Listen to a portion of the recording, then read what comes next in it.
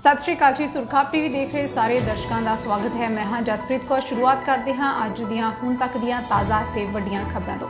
श्री अकाल तख्त साहिब तो जथेदार ज्ञानी हरप्रीत सिंह ने सुनाए अहम फैसले। रैफरेंडम 2020, भाई रणजीत सिंह ढडरियां वाले गुरु ग्रंथ साहिब जी के गायब हुए स्वरूप ते जथेदार साबका जथेदार ज्ञानी इकबाल सिंह नूं लैके होर कई जिहड़े अहम मामले आ उन्हां ते सुनाए गए ये वड्डे फैसले। सरबत खालसा द्वारा थापे गए जथेदार भाई बलजीत सिंह दादूवाल ने जथेदार के अहुदे तो दिता अस्तीफा। दसांगे कि की रहा कारण।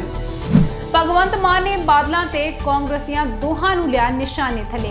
कहा कि आम लोगों के वास्ते ही खजाने खाली हुंदे ने, भ्रिष्टाचारियों वास्ते ते घपलियां वास्ते नहीं। भारत दे विच कोरोना वैक्सीन दे आउण नूं लैके कीते जा रहे दावे नूं सीरम इंस्टीट्यूट ने दस्सिया गलत। देवांगे इस बारे भी पूरी जानकारी। पंजाब ते देश विच कोरोना वायरस का कहर लगातार जारी। उत्थे ही कोरोना वायरस नूं लैके एक स्टडी हुई है जिहदे विच हैरानीजनक खुलासा सामने आया है। उस तो भी तुहानूं जरूर जाणू करावांगे। नाल दी नाल सूबे भारत ते देश विच कोरोना की की है ताज़ा स्थिति, उस बारे भी दसांगे। हुण जानते हां खबरां विस्तार दे नाल। अज श्री अकाल तख्त साहिब तो जथेदार ज्ञानी हरप्रीत सिंह दे वलों बहुत सारे अहम ते वड्डे मुद्दों नूं लैके मामलिਆਂ नूं लैके कई अहम फैसले सुनाए गए ने। सब तो पहला तां गुरु ग्रंथ साहिब जी दे जो गायब होए स्वरूप आ उन्हां नूं लैके सिंह साहब ने बोलते हुए कहा है कि श्री अकाल तख्त साहिब दे वलों करवाई गई पड़ताल के मुताबक गुरु ग्रंथ साहिब जी दे पावन स्वरूप स्टोर लैजर दे विच ठीक ढंग दे नाल नहीं रखे गए। इन्हां विच वार-वार कटिंग की गई, छेड़छाड़ की गई है। फिर जांच दे विच यह भी पाया गया है कि गुरु ग्रंथ साहिब जी दे 267 स्वरूप नहीं बल्कि 328 स्वरूप घट सन।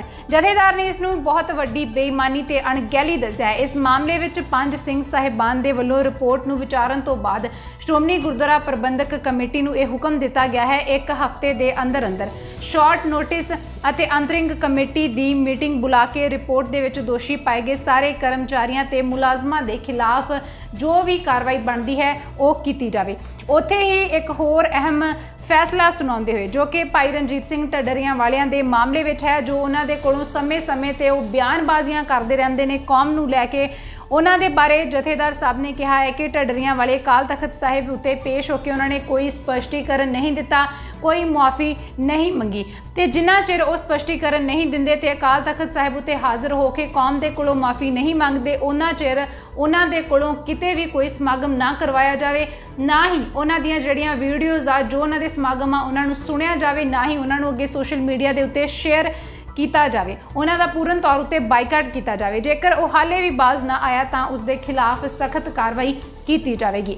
साबका जथेदार इकबाल सिंह के मामले में भी जथेदार साहब ने कहा कि सिख एक वखरी कौम है तो एक वखरी कौम ही रहेगी। इस वास्ते सिखां नूं किसी दे कोलों कोई सर्टिफिकेट लैण की लोड़ नहीं है। दस दईए कि साबका जथेदार पटना साहिब इकबाल सिंह ने अयोध्या दे विच राम मंदिर की भूमि पूजन के समय बयान दिता सी कि सिख कौम जिहड़ी है ये लव कुश दे वंश विचों ने ते जिस तो बाद सिख जगत दे विच भारी रोस पाया जा रहा सी। उत्थे ही जथेदार ने रैफरेंडम 2020 नूं लैके भी जो कुछ नौजवानों के वलों अकाल तख्त साहिब उत्ते पहुंच के अरदास की गई तो फिर उन्हां नूं पुलिस दे वलों गिरफ्तार कर लिया गया। इस बारे ज्ञानी हरप्रीत सिंह ने कहा कि अरदास करना हर एक सिख का मुढ़ला धार्मिक फर्ज है। सिख हमेशा अरदास के राही राज करेगा, खालसा के संकल्प नूं दृढ़ करता है ते इस करके अरदास करना कोई भी जुर्म नहीं है। पर उत्थे ही पैसे जां इनाम के लालच वस आके कीती हुई अरदास जां फिर अरदास नूं कराउणा वो भी सिख धर्म का हिस्सा नहीं है। सो सिख नौजवान अजिहे उकसाऊ बयानों तो सुचेत रहन। उधर श्रोमणी गुरुद्वारा प्रबंधक कमेटी के प्रधान भाई गोबिंद सिंह लौंगोवाल ने करतारपुर साहिब के लांघे नूं मुड़ तो खोलण वास्ते मंग उठाई है। भावें कि कोरोना महामारी का कहर अजे जारी है, परंतु जिवें बीते दिनों के विच केंद्र सरकार ने देश विच धार्मिक स्थानां नूं खोल दिता सी, उवें ही हुण सिख भावनावां नूं देखदे होए चाहिदा है कि केंद्र सरकार बिना देरी कीते श्री करतारपुर साहिब के लांघे नूं खोले ताकि सिख अपने पावन अस्थानां दे दर्शन कर सकण। अजिहा कहना है कमेटी के प्रधान भाई गोबिंद सिंह लौंगोवाल का। पत्रकारां दे नाल गलबात करते हुए भाई लौंगोवाल ने कहा कि जदों करतारपुर साहिब का लांघा खुलिया तो देश विदेश दीयां जड़ियां संगतां सी उन्हां दे विच खुशी का माहौल देखण नूं मिलिया। संगतां बहुत खुश होईयां कि वो पाकिस्तान दे विच जिहड़ा स्थित गुरुद्वारा है उत्थे जाके अपने गुरस्थान जिहड़े उन्हां दे दर्शन कर सकणगीਆਂ। पर बाद दे विच कोरोना महामारी दा करके इस लांघे नूं बंद कर दिता गया। ਹੁਣ ਲੌਂਗੋਵਾਲ ने कहा कि ਜਦੋਂ देश ਦੇ ਵਿੱਚ ਬਾਕੀ ਦੇ ਸਾਰੇ ਧਾਰਮਿਕ ਸਥਾਨ ਖੋਲ ਦਿੱਤੇ ਗਏ ਨੇ ਤਾਂ ਸਿੱਖ ਸੰਗਤਾਂ ਬੜੀ ਬੇਸਬਰੀ ਦੇ ਨਾਲ ਉਡੀਕ ਕਰ ਰਹੀਆਂ ਨੇ ਕਿ ਕਰਤਾਰਪੁਰ ਸਾਹਿਬ ਦਾ ਲਾਂਘਾ ਵੀ ਖੋਲਿਆ ਜਾਵੇ ਤਾਂ ਕਿ ਉਹ ਪਾਕਿਸਤਾਨ ਵਿਚਲੇ ਆਪਣੇ ਧਾਰਮਿਕ ਸਥਾਨ ਦੇ ਦਰਸ਼ਨ ਦੀਦਾਰੇ ਕਰ ਸਕਣ। ਤੇ ਅਜੇ ਤੱਕ ਵੀ ਲਾਂਘਾ ਨਾ ਖੁੱਲਣ ਦੇ ਨਾਲ ਸੰਗਤਾਂ ਦੇ ਵਿੱਚ ਮਾਯੂਸੀ ਦੇਖਣ ਨੂੰ ਮਿਲ ਰਹੀ ਹੈ। ਇਸ ਲਈ ਉਹਨਾਂ ਕੇਂਦਰ ਸਰਕਾਰ ਤੋਂ ਮੰਗ ਕੀਤੀ ਕਿ ਸਿੱਖ ਭਾਵਨਾਵਾਂ ਨੂੰ ਦੇਖਦੇ ਹੋਏ ਤੁਰੰਤ ਕਰਤਾਰਪੁਰ ਸਾਹਿਬ ਲਾਂਘਾ ਖੋਲਣ ਦਾ ਐਲਾਨ ਕੀਤਾ ਜਾਵੇ। ਤੇ ਉਧਰ कोरोना महामारी ਨੂੰ ਲੈ ਕੇ ਦਰਬਾਰ ਸਾਹਿਬ ਵੀ ਜਿਹੜੇ ਨਿਯਮ ਆ ਥੋੜੇ ਸਖਤ ਕਰ ਦਿੱਤੇ ਗਏ ਨੇ। ਉੱਥੇ ਸੰਗਤਾਂ ਨੂੰ ਮਾਸਕ ਪਾ ਕੇ ਜਾਣਾ ਜਾਂ ਮੂੰਹ ਢੱਕ ਕੇ ਜਾਣਾ ਲਾਜ਼ਮੀ ਕਰ ਦਿੱਤਾ ਗਿਆ ਹੈ। ਇਸ ਬਾਰੇ ਵੀ ਭਾਈ ਲੌਂਗੋਵਾਲ ਨੇ ਕਿਹਾ ਕਿ ਸ਼੍ਰੋਮਣੀ ਕਮੇਟੀ ਅਧੀਨ ਆਉਂਦੇ ਸਾਰੇ ਹੀ ਮੁੱਖ ਗੁਰਦੁਆਰਾ ਸਾਹਿਬਾਨ ਦੇ ਪ੍ਰਬੰਧਕਾਂ ਨੂੰ ਹਦਾਇਤ ਕੀਤੀ ਗਈ ਹੈ ਕਿ ਕੋਰੋਨਾ ਨੂੰ ਦੇਖਦੇ ਹੋਏ ਸਿਹਤ ਵਿਭਾਗ ਦੇ ਵੱਲੋਂ ਜਾਰੀ ਹਦਾਇਤਾਂ ਦਾ ਪਾਲਣ ਜ਼ਰੂਰ ਕੀਤਾ ਜਾਵੇ। ਦਰਸ਼ਕਾਂ ਨੂੰ ਵੀ ਦੱਸ ਦਈਏ ਕਿ ਦਰਬਾਰ ਸਾਹਿਬ ਜਾਣ ਵਾਲੇ ਸਾਰੇ ਸ਼ਰਧਾਲੂਆਂ ਵਾਸਤੇ ਇਹ ਲਾਜ਼ਮੀ ਕਰ ਦਿੱਤਾ ਗਿਆ ਹੈ ਕਿ ਹੁਣ कोई भी उत्थे बिना मास्क दे नहीं जा सकता। मास्क पाना लाजमी है। मुंह ढक के जाना दरबार साहिब के अंदर लाजमी कर दिता गया है। दरबार साहिब जाने वेले खड़े जड़े सेवादार तैनात किए गए ने उन्हां दे वल्लों हथ सैनिटाइज करवाए जाते हैं, तापमान चैक किया जाता है तो उस तो बाद ही मास्क जिन्हें पाया होवे जिहदे वल्लों उन्होंने दरबार साहिब के अंदर जान दिता जाता है। सो तुसीं भी सारिਆਂ ने यह जिहड़ियां हदायतां आ सेहत विभाग के वल्लों मिलियां जां फिर गुरुद्वारा साहिबान के वल्लों ही हुण जारी कीतियां गईयां ने, इन्हां नूं ध्यान इन्हां दा जरूर रखना है, इन्हां दी पालना जरूर करनी है। सरबत खालसा दे वल्लों थापे तखत श्री दमदमा साहिब के जथेदार भाई बलजीत सिंह दादूवाल जो कि पिछले दिन ही हरियाणा सिख गुरुद्वारा प्रबंधक कमेटी दीयां चोणां जित के प्रधान बने ते जो पंथक हलकियां दे विच अक्सर सुर्खियां दे विच रहिंदे ने, उन्होंने तखत श्री दमदमा साहिब के जथेदार के अहुदे वजों अस्तीफा दे दिता है। सरबत खालसा दे वल्लों थापे गए तखत श्री दमदमा साहिब के जथेदार भाई बलजीत सिंह दादूवाल जो कि पिछले दिन ही हरियाणा सिख गुरुद्वारा प्रबंधक कमेटी दीयां चोणां जित के प्रधान बने ते जो पंथक मसलियां नूं लैके हमेशा सुर्खियां दे विच बने रहिंदे ने, उन्होंने तखत श्री दमदमा साहिब के जथेदार के अहुदे तो अस्तीफा दे दिता है। भाई साहब अज तखत श्री दमदमा साहिब विखे नतमस्तक होए। इस मौके उन्होंने जथेदारी तो अस्तीफा बेनती के रूप में दे दिता है। उन्होंने अस्तीफा दिंदियां सरबत खालसा नूं बेनती की कि उन्हां दी जगह हुण किसी होर नूं जथेदारी सौंपी जाए। नाल ही उन्होंने कहा कि तखत साहिब के जथेदार की सेवा हरियाणा गुरुद्वारा प्रबंधक कमेटी के प्रधान तो किते वड्डी है तो वह छोटी सेवा नूं ही पहल देणगे, उन्होंने प्रवान करते हैं। इसलिए तख्त दमदमा साहिब का जथेदार होर किसी व्यक्ति नूं ला दिता जाए। दस दईए कि दादूवाल नूं 10 नवंबर 2015 नूं सरबत खालसा दे विच तखत श्री दमदमा साहिब का जथेदार थापिया गया सी ते हरियाणा सिख गुरुद्वारा प्रबंधक कमेटी के जनरल हाउस वालों 13 जुलाई 2020 नूं दादूवाल नूं सर्बसम्मति दे नाल कमेटी का कार्यकारी प्रधान भी चुनिया गया सी ते बाद विच पक्का कर दिता गया। ते इस सब तो बाद हुण जथेदार के अहुदे तो उन्हां दे वल्लों अस्तीफा दे दिता गया है। एक पत्र जारी करते हुए अपने इस अस्तीफे का उन्होंने ऐलान किया है। भगवंत मान जो कि अक्सर ही आए दिन जो मुद्दा उठता है उन्होंने लैके विरोधियों उत्ते टिप्पणी टप्पा करते रहंदे ने ते इस बार आबकारी विभाग दे विच 100 करोड़ तो वध दे GST चोरी घोटाले उत्ते भगवंत मान ने टिप्पणी की है। कहा है कि सरकारी खजाना सिर्फ लोगों वास्ते खाली है पर भ्रिष्टाचारियों दलालों ते बहुभांति माफिया के लुटन लई सरकारी सोमे स्रोत नक्को नक भरे हुए ने। भगवंत मान ने मुख्यमंत्री अमरिंदर सिंह नूं पूरी तरह नाल फेल मंत्री करार दिता है ते कहा कि कर अते आबकारी महकमे का यह भ्रिष्टाचारी गिरोह रातों रात पैदा नहीं होया बल्कि बादलों के राज वेले तो चलता आ रहा है। इस पूरे गिरोह की निरपक्ष जांच हाईकोर्ट के जजां की निगरानी थले होवे तां इस भ्रिष्टाचारी गिरोह दीआं जड़ां तुहाडी 2002-2007 सरकार तो भी डूंघियां उतर जाणगियां।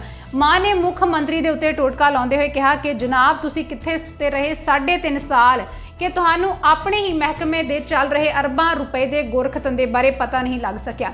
राजा साहिब इन्ने लंबे समय तो ऑर्गेनाइज्ड तरीके दे नाल हो रही चोर बाजारी बारे तुहानूं पक्का जानकारी होवेगी पर तुसीं उसे तरह अखां मुंदी रखियां जिवें रेत माफिया शराब माफिया आदि बारे बंद करके रखियां ने। वाकया ही कपले होने जां फिर भ्रिष्टाचारी किसी एक सरकार नहीं बल्कि सारियां सरकारां दे ही हिस्से आ जांदियां ने क्योंकि जिहड़ी सरकार बनते ही जिहड़े मंत्री है वो ये चीज़ नूं भुल जांदे ने कि लोकां दे नाल भी उन्होंने कुछ वादे कीते हुए ने। आम लोकां दे बारे भी सोचना है, उन्हां वादियां नूं पूरे करना हुंदा है। पिछले कुछ दिनों तो कोरोना वायरस ਦੇ ਵੈਕਸੀਨ ਨੂੰ ਲੈ ਕੇ ਖਬਰਾਂ ਆ ਰਹੀਆਂ ਨੇ। ਇਹ ਜਤਾਇਆ ਜਾ ਰਿਹਾ ਸੀ ਕਿ ਭਾਰਤ ਜਲਦ ਤੋਂ ਜਲਦ ਕਰੋਨਾ ਵੈਕਸੀਨ ਨੂੰ ਬਣਾ ਰਿਹਾ ਹੈ ਤੇ 73 ਦਿਨਾਂ ਤੱਕ ਭਾਰਤ ਦੇ ਵਿੱਚ ਇਹ ਜਿਹੜੀ ਵੈਕਸੀਨ ਆ ਉਪਲਬਧ ਹੋ ਜਾਵੇਗੀ। ਅਜਿਹੇ ਵਿੱਚ ਦੇਸ਼ ਵਾਸੀਆਂ ਦੀਆਂ ਵੀ ਨਜ਼ਰਾਂ ਟਿਕੀਆਂ ਹੋਈਆਂ ਸੀ ਕਿ ਜਲਦ ਤੋਂ ਜਲਦ ਕੋਈ ਜਿਹੜੀ ਵੈਕਸੀਨ ਆ ਉਹ ਆਵੇ ਤੇ ਇਸ ਕਰੋਨਾ ਦੀ ਬਿਮਾਰੀ ਤੋਂ ਕੁਝ ਨਿਜਾਤ ਮਿਲ ਜਾਵੇਗੀ। ਦਰਅਸਲ ਇਹ ਜਿਹੜਾ ਦਾਅਵਾ ਕੀਤਾ ਜਾ ਰਿਹਾ ਹੈ ਕਿ ਸੀਰਮ ਇੰਸਟੀਚਿਊਟ ਦੇ ਵੱਲੋਂ ਦੱਸੀ ਜਾ ਰਹੀ ਕੋਵਿਸ਼ੀਲਡ ਵੈਕਸੀਨ 73 ਦਿਨਾਂ ਦੇ ਵਿੱਚ ਆ ਜਾਵੇਗੀ। ਇਹ ਦਾਅਵਾ ਕੀਤਾ ਜਾਂਦਾ ਰਿਹਾ ਹੈ ਪਿਛਲੇ ਕੁਝ ਦਿਨਾਂ ਤੋਂ, ਪਰ ਇਸ ਨੂੰ ਲੈ ਕੇ ਖੁਦ ਹੁਣ ਸੀਰਮ ਇੰਸਟੀਚਿਊਟ ਆਫ ਇੰਡੀਆ ਨੇ ਇਸ ਦਾਅਵੇ ਉੱਤੇ ਆਪਣੀ ਸਫਾਈ ਦਿੱਤੀ ਹੈ। ਸੀਰਮ ਇੰਸਟੀਚਿਊਟ ਆਫ ਇੰਡੀਆ ਨੇ ਟਵੀਟ ਕਰਕੇ ਜਾਣਕਾਰੀ ਦਿੱਤੀ ਕਿ ਕੋਵਿਸ਼ੀਲਡ ਦੇ ਉਪਲਬਧ ਹੋਣ ਦੇ ਮੌਜੂਦਾ ਦਾਅਵੇ ਗਲਤ ਹਨ। ਆਕਸਫੋਰਡ ਐਸਟਰਾਜ਼ੈਨੇਕਾ ਵੈਕਸੀਨ ਵਾਸਤੇ ਫੇਜ਼ 3 ਦੇ ਟ੍ਰਾਇਲ ਚੱਲ ਰਹੇ ਨੇ। ਸਰਕਾਰ ਨੇ ਅਜੇ ਸਿਰਫ ਵੈਕਸੀਨ ਦਾ ਨਿਰਮਾਣ ਕਰਨ ਦੇ ਭਵਿੱਖ ਵਿੱਚ ਉਪਯੋਗ ਲਈ ਭੰਡਾਰ ਦੀ ਇਜਾਜ਼ਤ ਦਿੱਤੀ ਹੈ। ਸੀਰਮ ਇੰਸਟੀਚਿਊਟ ਆਫ ਇੰਡੀਆ ਨੂੰ ਉਮੀਦ ਹੈ ਕਿ ਇਸ ਸਾਲ ਦੇ ਅੰਤ ਤੱਕ ਕਰੋਨਾ ਵੈਕਸੀਨ ਜਿਹੜੀ ਹੈ ਤਿਆਰ ਕਰ ਲਈ ਜਾਵੇਗੀ। ਇਸ ਦਾ ਭਾਰਤ ਵਿੱਚ ਸਤੰਬਰ ਦੇ ਵਿੱਚ ਮਨੁੱਖੀ ਪ੍ਰੀਖਣ ਸ਼ੁਰੂ ਹੋਣ ਦੀ ਵੀ ਉਮੀਦ ਹੈ। ਇਸ ਤੋਂ ਪਹਿਲਾਂ ਕੇਂਦਰੀ ਸਿਹਤ ਮੰਤਰੀ ਡਾਕਟਰ ਹਰਸ਼ਵਰਧਨ ਕਹਿ ਚੁੱਕੇ ਨੇ ਕਿ ਜੇਕਰ ਸਭ ਕੁਝ ਠੀਕ ਰਿਹਾ ਤਾਂ ਇਸ ਸਾਲ ਦੇ ਅੰਤ ਤੱਕ ਕਰੋਨਾ ਵਾਇਰਸ ਦੀ ਵੈਕਸੀਨ ਉਪਲਬਧ ਹੋ ਜਾਵੇਗੀ। ਪੂਰੇ ਦੇਸ਼ ਭਰ ਦੇ ਵਿੱਚ ਹੀ ਉੱਥੇ ਹੀ ICMR ਭਾਰਤ ਤੇ ਵਿਦੇਸ਼ਾਂ ਵਿੱਚ ਕਰੋਨਾ ਦੇ ਟੀਕੇ ਦੇ ਵਿਕਾਸ ਬਾਰੇ ਜਾਣਕਾਰੀ ਦੇਣ ਲਈ ਇੱਕ ਪੋਰਟਲ ਬਣਾ ਰਿਹਾ ਹੈ, ਜਿਹਦੇ ਉੱਤੇ ਅੰਗਰੇਜ਼ੀ ਤੋਂ ਇਲਾਵਾ ਕਈ ਖੇਤਰੀ ਭਾਸ਼ਾਵਾਂ ਬਾਰੇ ਜਾਣਕਾਰੀ ਦਿੱਤੀ ਜਾਵੇਗੀ। ਇਹ ਪੋਰਟਲ ਅਗਲੇ ਹਫ਼ਤੇ ਤੱਕ ਸ਼ੁਰੂ ਹੋ ਜਾਵੇਗਾ। ਹੁਣ ਮੌਸਮ ਦੀ ਕੀ ਸਥਿਤੀ ਹੈ, ਮੌਸਮ ਕੀ ਕਹਿੰਦਾ ਹੈ, ਇਸ ਬਾਰੇ ਵੀ ਜਾਣ ਲੈਂਦੇ ਹਾਂ ਕਿ ਪੰਜਾਬ ਤੇ ਹਰਿਆਣਾ ਸਣੇ ਅਗਲੇ ਕੁਝ ਦਿਨਾਂ ਦੇ ਵਿੱਚ ਬਾਰਿਸ਼ ਹੋਣ ਦੀ ਸੰਭਾਵਨਾ ਜਤਾਈ ਜਾ ਰਹੀ ਹੈ। ਇਹ ਤਾਜ਼ਾ ਭਵਿੱਖਬਾਣੀ ਮੌਸਮ ਵਿਭਾਗ ਨੇ ਕੀਤੀ ਹੈ। ਪਿਛਲੇ ਦਿਨਾਂ ਦੀ ਬਾਰਿਸ਼ ਕਾਰਨ ਖਿੱਤੇ ਦਾ ਤਾਪਮਾਨ ਕੁਝ ਹੇਠਾਂ ਆਇਆ ਹੈ। ਮੌਸਮ ਵਿਭਾਗ ਦੇ ਅਨੁਸਾਰ ਦੋਵਾਂ ਰਾਜਾਂ ਦੇ ਵਿੱਚ ਐਤਵਾਰ ਨੂੰ ਤਾਪਮਾਨ 33 ਤੋਂ 34 ਡਿਗਰੀ ਸੈਲਸੀਅਸ ਦਰਜ ਕੀਤਾ ਗਿਆ ਹੈ। ਮੌਸਮ ਵਿਭਾਗ ਦੇ ਅਨੁਸਾਰ ਅਗਲੇ 2 ਦਿਨਾਂ ਦੌਰਾਨ ਦੋਵਾਂ ਰਾਜਾਂ ਦੇ ਵਿੱਚ ਪੰਜਾਬ ਵਿੱਚ ਤੇ ਹਰਿਆਣਾ ਦੇ ਵਿੱਚ ਕੁਝ ਥਾਵਾਂ ਤੇ ਮੀਂਹ ਜਾਂ ਗਰਜ ਦੇ ਨਾਲ ਛਿੱਟੇ ਪੈਣ ਦੀ ਸੰਭਾਵਨਾ ਹੈ ਤੇ ਇਹਦੇ ਨਾਲ ਗਰਮੀ ਤੋਂ ਵੀ ਕੁਝ ਰਾਹਤ ਮਿਲੇਗੀ। ਪਹਾੜਾਂ ਦੇ ਵਿੱਚ ਹੋ ਰਹੀ ਬਾਰਿਸ਼ ਕਰਕੇ ਦਰਿਆਵਾਂ ਵਿੱਚ ਪਾਣੀ ਦਾ ਪੱਧਰ ਵਧੇਗਾ, ਜਿਹਦੇ ਨਾਲ ਨੀਵੇਂ ਇਲਾਕਿਆਂ ਦੇ ਵਿੱਚ ਪਾਣੀ ਦਾ ਭਰ ਜਾਣਾ ਵੀ ਇੱਕ ਖਤਰਾ ਹੋ ਸਕਦਾ ਹੈ। ਹੁਣ ਗੱਲ ਕਰਦੇ ਹਾਂ ਪੰਜਾਬ ਭਰ ਤੇ ਦੇਸ਼ ਭਰ ਦੇ ਵਿੱਚ ਕਰੋਨਾ ਵਾਇਰਸ ਦੀ ਕੀ ਸਥਿਤੀ ਹੈ। ਪੰਜਾਬ ਦੇ ਵਿੱਚ ਕਰੋਨਾ ਦੇ ਵੱਧਦੇ ਕਹਿਰ ਵਿੱਚ ਬੀਤੇ ਦਿਨ ਕਰੀਬ 1140 ਨਵੇਂ ਕੇਸ ਸਾਹਮਣੇ ਆਏ ਤੇ 50 ਲੋਕਾਂ ਦੇ ਮੌਤ ਹੋਣ ਦੀ ਖਬਰ ਵੀ ਹੈ। ਇਹਦੇ ਨਾਲ ਹੀ ਸੂਬੇ ਵਿੱਚ ਕਰੋਨਾ ਮਰੀਜ਼ਾਂ ਦੀ ਗਿਣਤੀ 42,000 ਦੇ ਕਰੀਬ ਹੋ ਗਈ ਹੈ ਤੇ ਮਰਨ ਵਾਲਿਆਂ ਦੀ ਕੁੱਲ ਗਿਣਤੀ ਲਗਭਗ 2,000 ਹੋ ਗਈ ਹੈ। ਐਤਵਾਰ ਨੂੰ 1136 ਨਵੇਂ ਮਰੀਜ਼ ਸਾਹਮਣੇ ਆਏ, ਜਿਨ੍ਹਾਂ ਵਿੱਚੋਂ ਸਭ ਤੋਂ ਵੱਧ 242 ਮਰੀਜ਼ ਲੁਧਿਆਣਾ ਤੋਂ, 188 ਪਟਿਆਲਾ ਤੋਂ ਤੇ 107 ਮਰੀਜ਼ ਕਰੋਨਾ ਦੇ ਜਲੰਧਰ ਤੋਂ ਸਾਹਮਣੇ ਆਏ ਨੇ। ਪੰਜਾਬ ਦੇ ਵਿੱਚ ਕੁੱਲ 9,07,000 ਤੋਂ ਜ਼ਿਆਦਾ ਲੋਕਾਂ ਦੇ ਹੁਣ ਤੱਕ ਕਰੋਨਾ ਵਾਇਰਸ ਨੂੰ ਲੈ ਕੇ ਜਿਹੜੇ ਟੈਸਟ ਆ ਸੈਂਪਲ ਲੈ ਕੇ ਟੈਸਟ ਵਾਸਤੇ ਭੇਜੇ ਜਾ ਚੁੱਕੇ ਨੇ, ਜਿਹਦੇ ਵਿੱਚ 41,779 ਮਰੀਜ਼ ਕਰੋਨਾ ਵਾਇਰਸ ਦੇ ਨਾਲ ਸੰਕਰਮਿਤ ਪਾਏ ਜਾ ਚੁੱਕੇ ਨੇ ਤੇ ਜਦ ਕਿ 26,528 ਲੋਕ ਇਸ ਬਿਮਾਰੀ ਤੋਂ ਨਿਜਾਤ ਪਾ ਚੁੱਕੇ ਨੇ, ਠੀਕ ਹੋ ਚੁੱਕੇ ਨੇ। ਇਹਨਾਂ ਦੇ ਵਿੱਚ 14,165 ਲੋਕ ਹਜੇ ਵੀ ਐਕਟਿਵ ਮਰੀਜ਼ ਨੇ। ਹੁਣ ਦੇਸ਼ ਦੀ ਗੱਲ ਕਰ ਲੈਂਦੇ ਹਾਂ, ਜਿੱਥੇ ਕਿ 8 ਰਾਜ ਸਭ ਤੋਂ ਵੱਧ ਇਸ ਮਹਾਮਾਰੀ ਦੀ ਲਪੇਟ ਵਿੱਚ ਆਏ ਹੋਏ ਨੇ। ਦੇਸ਼ ਵਿੱਚ 30 ਲੱਖ ਤੋਂ ਜ਼ਿਆਦਾ ਲੋਕ ਕਰੋਨਾ ਦਾ ਸ਼ਿਕਾਰ ਹੋ ਚੁੱਕੇ ਨੇ। ਭਾਰਤ ਵਿੱਚ ਕੁੱਲ ਇਨਫੈਕਟਡ ਮਰੀਜ਼ਾਂ ਦੇ 72% ਤੋਂ ਜ਼ਿਆਦਾ ਮਾਮਲੇ 8 ਸੂਬਿਆਂ ਤੋਂ ਸਾਹਮਣੇ ਆਏ ਨੇ। ਮਹਾਰਾਸ਼ਟਰ, ਤਾਮਿਲਨਾਡੂ, ਆਂਧਰਾ ਪ੍ਰਦੇਸ਼, ਕਰਨਾਟਕਾ, ਉੱਤਰ ਪ੍ਰਦੇਸ਼, ਦਿੱਲੀ, ਪੱਛਮੀ ਬੰਗਾਲ ਤੇ ਬਿਹਾਰ ਹੀ ਉਹ ਰਾਜ ਨੇ ਜਿੱਥੋਂ ਸਭ ਤੋਂ ਜ਼ਿਆਦਾ ਕੇਸ ਆਏ ਦਿਨ ਸਾਹਮਣੇ ਆ ਰਹੇ ਨੇ। ਨਾਲ ਹੀ ਤੁਹਾਨੂੰ ਦੱਸ ਦਈਏ ਕਿ ਜਿਹੜੀ ਇੱਕ ਹੈਰਾਨੀਜਨਕ ਰਿਪੋਰਟ ਕਰੋਨਾ ਵਾਇਰਸ ਨੂੰ ਲੈ ਕੇ ਸਾਹਮਣੇ ਆਈ ਹੈ ਕਿ ਦਿੱਲੀ ਦੇ ਵਿੱਚ ਕਰੋਨਾ ਨੂੰ ਲੈ ਕੇ ਐਂਟੀਬਾਡੀ ਅਧਿਐਨ ਹੋਇਆ ਹੈ ਕੋਈ, ਜਿਸ ਤੋਂ ਬਾਅਦ ਇਹ ਅੰਦਾਜ਼ਾ ਲਾਇਆ ਗਿਆ ਕਿ ਸ਼ਹਿਰ ਦੇ ਵਿੱਚ 2 ਕਰੋੜ ਲੋਕਾਂ ਚੋਂ 1/4 ਲੋਕ ਉਹ ਨੇ ਜੋ ਬਿਨਾਂ ਲੱਛਣਾਂ ਤੋਂ ਕਰੋਨਾ ਪੋਜ਼ਿਟਿਵ ਹੋਏ ਹੋ ਸਕਦੇ ਨੇ। ਇਸ ਸਟੱਡੀ ਰਿਪੋਰਟ ਨੇ ਸੰਕੇਤ ਦਿੱਤੇ ਕਿ ਭਾਰਤ ਦੇ ਅਧਿਕਾਰਤ ਮਾਮਲਿਆਂ ਦੇ ਅੰਕੜੇ ਤੇ ਕਰੋਨਾ ਪੀੜਤਾਂ ਦੇ ਅੰਕੜਿਆਂ ਦੇ ਵਿੱਚ ਕਾਫੀ ਫਰਕ ਹੋ ਸਕਦਾ ਹੈ। ਦਿੱਲੀ ਦੇ 15,000 ਲੋਕਾਂ ਤੇ ਐਂਟੀਬਾਡੀ ਸਟੱਡੀ ਤੋਂ ਸਾਹਮਣੇ ਆਇਆ ਕਿ ਰਾਜਧਾਨੀ ਦੇ ਵਿੱਚ 5.5 ਮਿਲੀਅਨ ਤੋਂ ਜ਼ਿਆਦਾ ਲੋਕ ਕਰੋਨਾ ਵਾਇਰਸ ਤੋਂ ਇਨਫੈਕਟਡ ਹੋਏ ਹੋ ਸਕਦੇ ਨੇ, ਜੋ ਅਧਿਕਾਰਤ 1,56,139 ਮਾਮਲਿਆਂ ਤੋਂ 37 ਗੁਣਾ ਜ਼ਿਆਦਾ ਹਨ। ਤੇ ਭਾਰਤ ਤਾਂ ਪਹਿਲਾਂ ਹੀ ਅਧਿਕਾਰਤ ਮਾਮਲਿਆਂ ਦੇ ਵਿੱਚ ਅਮਰੀਕਾ ਤੇ ਬ੍ਰਾਜ਼ੀਲ ਤੋਂ ਬਾਅਦ ਦੁਨੀਆ ਵਿੱਚ ਤੀਜੇ ਨੰਬਰ ਤੇ ਹੈ। ਦਿੱਲੀ ਦੇ ਸਿਹਤ ਮੰਤਰੀ ਸਤਿੰਦਰ ਜੈਨ ਨੇ ਵੀ ਕਿਹਾ ਕਿ ਇਸ ਮਹੀਨੇ ਦੀ ਸ਼ੁਰੂਆਤ ਵਿੱਚ ਕੀਤੇ ਗਏ 1500 ਲੋਕਾਂ ਦੇ ਬਲੱਡ ਟੈਸਟ ਵਿੱਚ ਪਾਇਆ ਗਿਆ ਕਿ ਉਹਨਾਂ ਵਿੱਚ 29.1% ਵਿੱਚ ਵਾਇਰਸ ਐਂਟੀਬਾਡੀ ਸੀ। ਵਿਗਿਆਨੀਆਂ ਦਾ ਮੰਨਣਾ ਹੈ ਕਿ ਐਂਟੀਬਾਡੀ ਟੈਸਟ ਸਾਵਧਾਨੀ ਦੇ ਨਾਲ ਕੀਤੇ ਜਾਣੇ ਚਾਹੀਦੇ ਨੇ, ਕਿਉਂਕਿ ਉਹ ਹੋਰਾਂ ਨੂੰ ਵੀ ਇਨਫੈਕਟਡ ਕਰ ਸਕਦੇ ਨੇ। ਹੋਰ ਸ਼ਹਿਰਾਂ ਦੇ ਵਿੱਚ ਵੀ ਸਾਹਮਣੇ ਆਇਆ ਕਿ ਅਧਿਕਾਰਤ ਸੰਖਿਆ ਤੋਂ ਜ਼ਿਆਦਾ ਲੋਕ ਕਰੋਨਾ ਵਾਇਰਸ ਦੇ ਸ਼ਿਕਾਰ ਹੋਏ ਹੋ ਸਕਦੇ ਨੇ। ਹੁਣ ਗੱਲ ਕਰਦੇ ਹਾਂ ਇੱਕ ਅਜਿਹੀ ਮਾਂ ਬਾਰੇ ਜਿਹਨੂੰ ਉਹਦੇ ਘਰਦਿਆਂ ਵੱਲੋਂ ਨਾ ਸਾਂਭਣ ਕਰਕੇ ਉਹ ਮੌਤ ਨੂੰ ਗਲੇ ਲਗਾ ਗਈ ਤੇ ਮੌਤ ਤੋਂ ਬਾਅਦ ਹੁਣ ਕਿਹਾ ਜਾ ਸਕਦਾ ਹੈ ਕਿ ਉਹਨੂੰ ਇਨਸਾਫ ਮਿਲ ਰਿਹਾ ਹੈ। ਦਰਅਸਲ ਮੁਕਤਸਰ ਦੇ ਵਿੱਚ 82 ਸਾਲਾ ਬਜ਼ੁਰਗ ਮਹਿੰਦਰ ਕੌਰ ਦੀ ਪਰਿਵਾਰ ਦੇ ਵੱਲੋਂ ਅਣਗਹਿਲੀ ਦੇ ਚੱਲਦਿਆਂ ਮੌਤ ਮਾਮਲੇ ਵਿੱਚ ਮਹਿਲਾ ਕਮਿਸ਼ਨ ਦੇ ਵੱਲੋਂ ਸਰਕਾਰ ਨੂੰ ਪਰਿਵਾਰ ਉੱਤੇ IPC ਦੇ ਤਹਿਤ ਸਖਤ ਕਾਰਵਾਈ ਕਰਨ ਦੀ ਸਿਫਾਰਿਸ਼ ਕੀਤੀ ਗਈ ਤਾਂ ਜੋ ਅਜਿਹਾ ਕੋਈ ਹੋਰ ਮਾਮਲਾ ਦੁਬਾਰਾ ਸਾਹਮਣੇ ਨਾ ਆਵੇ। ਬਜ਼ੁਰਗ ਮਹਿਲਾ ਨੂੰ ਸੜਕ ਕਿਨਾਰੇ ਬੁਰੀ ਹਾਲਤ ਵਿੱਚ ਪਾਇਆ ਗਿਆ ਸੀ। ਉਹਦੇ ਸਿਰ ਦੇ ਵਿੱਚ ਉਹਦੀ ਕੋਈ ਸੰਭਾਲ ਨਹੀਂ ਹੋਈ ਤੇ ਉਹਦੇ ਸਿਰ ਦੇ ਵਿੱਚ ਕੀੜੇ ਪਏ ਹੋਏ ਸੀ। ਉੱਥੋਂ ਦੀ ਇੱਕ NGO ਤੇ ਪੁਲਿਸ ਨੇ ਉਹਨੂੰ ਹਸਪਤਾਲ ਵਿੱਚ ਦਾਖਲ ਕਰਵਾਇਆ ਜਿੱਥੇ ਕਿ ਉਹ ਇਹ ਜਿਹੜੀ ਜ਼ਿੰਦਗੀ ਦੀ ਜੰਗ ਸੀ ਉਹ ਹਾਰ ਗਈ ਤੇ ਮੌਤ ਨੂੰ ਉਹਨੇ ਗਲੇ ਲਾ ਲਿਆ। ਇਸ ਜਿਹੜੀ ਮਹਿਲਾ ਕਮਿਸ਼ਨ ਹੈ ਉਹਦੇ ਵੱਲੋਂ ਪਰਿਵਾਰ ਨੂੰ ਸੰਮਨ ਪੇਸ਼ ਕੀਤਾ ਗਿਆ ਹੈ। ਮਹਿਲਾ ਕਮਿਸ਼ਨ ਚੇਅਰਪਰਸਨ ਮਨੀਸ਼ਾ ਗੁਲਾਟੀ ਨੇ ਦੱਸਿਆ ਕਿ ਇਹ ਬਜ਼ੁਰਗ ਔਰਤ ਦੇ ਦੋਵੇਂ ਬੇਟੇ ਤੇ 2 ਬੇਟੀਆਂ ਪੇਸ਼ ਹੋਈਆਂ। ਉਹਨਾਂ ਕੋਲ ਕਿਸੇ ਗੱਲ ਦਾ ਕੋਈ ਜਵਾਬ ਨਹੀਂ ਸੀ, ਉਹ ਸਗੋਂ ਅੱਗਿਓਂ ਮਾਫੀਆਂ ਮੰਗਦੇ ਹੀ ਨਜ਼ਰ ਆਏ। ਉਹਨਾਂ ਕਿਹਾ ਕਿ ਬਹੁਤ ਹੀ ਘਿਨੌਣੀ ਤੇ ਸ਼ਰਮਨਾਕ ਘਟਨਾ ਹੈ ਜਿਹੜੀ ਸਾਹਮਣੇ ਆਈ ਹੈ। ਕਮਿਸ਼ਨ ਦੇ ਵੱਲੋਂ ਐਕਟ ਦੇ ਤਹਿਤ ਪਰਿਵਾਰਕ ਮੈਂਬਰਾਂ ਵਾਸਤੇ 3 ਮਹੀਨੇ ਦੀ ਸਜ਼ਾ ਤੇ 5000 ਰੁਪਏ ਜੁਰਮਾਨੇ ਦੀ ਸਿਫਾਰਿਸ਼ ਕੀਤੀ ਗਈ ਹੈ। ਗੁਲਾਟੀ ਨੇ ਨਾਲ ਇਹ ਵੀ ਮੰਗ ਕੀਤੀ ਹੈ ਕਿ ਜਿਹੜਾ ਸੀਨੀਅਰ ਸਿਟੀਜ਼ਨ ਐਕਟ ਪਾਰਲੀਮੈਂਟ ਦੇ ਵਿੱਚ ਪੈਂਡਿੰਗ ਹੈ ਉਹ ਵੀ ਪਾਸ ਕੀਤਾ ਜਾਵੇ। ਗੁਲਾਟੀ ਨੇ ਪੰਜਾਬ ਵਿਚਲੇ ਬਿਰਧ ਆਸ਼ਰਮਾਂ ਬਾਰੇ ਵੀ 15 ਦਿਨ ਦੇ ਵਿੱਚ ਰਿਪੋਰਟ ਮੰਗੀ ਹੈ ਕਿ ਉੱਥੇ ਜਿਹੜੇ ਬਜ਼ੁਰਗ ਰਹਿ ਰਹੇ ਨੇ ਉਹ ਕਿਸ ਕਾਰਨ ਰਹਿ ਰਹੇ ਨੇ, ਕੀ ਉਹਨਾਂ ਨੂੰ ਘਰ ਦੇ ਨਹੀਂ ਸਾਂਭਦੇ ਜਾਂ ਫਿਰ ਉਹਨਾਂ ਦੀ ਕੋਈ ਹੋਰ ਸਮੱਸਿਆ ਹੈ। ਉਹਨਾਂ ਕਿਹਾ ਕਿ ਬਿਰਧ ਆਸ਼ਰਮਾਂ ਦੀ ਇੰਸਪੈਕਸ਼ਨ ਵੀ ਕੀਤੀ ਜਾਵੇ। ਡਿਪਟੀ ਕਮਿਸ਼ਨਰ ਤੋਂ ਵੀ ਮਹਿਲਾ ਕਮਿਸ਼ਨ ਨੇ ਇਸ ਮਾਮਲੇ ਉੱਤੇ ਰਿਪੋਰਟ ਮੰਗੀ ਸੀ ਜੋ ਕਿ ਹਜੇ ਆਉਣੀ ਬਾਕੀ ਹੈ। ਅੱਜ ਦੀਆਂ ਖਬਰਾਂ ਦੇ ਵਿੱਚ ਇੰਨਾ ਹੀ। ਦੁਬਾਰਾ ਮਿਲਾਂਗੇ, ਤਦ ਤੱਕ ਲਈ ਧੰਨਵਾਦ।